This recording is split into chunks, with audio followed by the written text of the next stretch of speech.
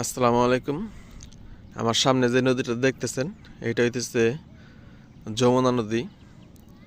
এখন নদীতে পানির পরিমাণ অনেক কম।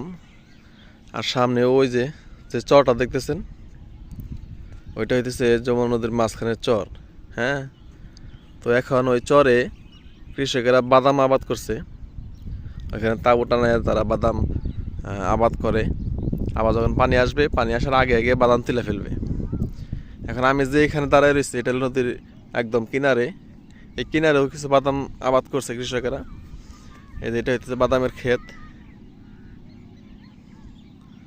তো যমুনা চরে বাদাম আবাদ করা হয়। তো যারা চাইলে এসে দেখতে পারেন বাদাম আবাদ, বা এখান থেকেও বাদাম কিনা নিয়ে যাইতে পারেন।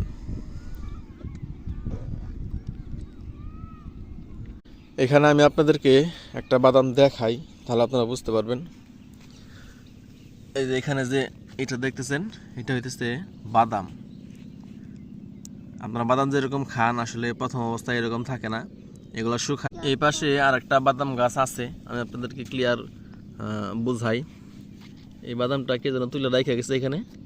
এই দেখেন, এটা হচ্ছে মাটির নিচে হয় বাদাম।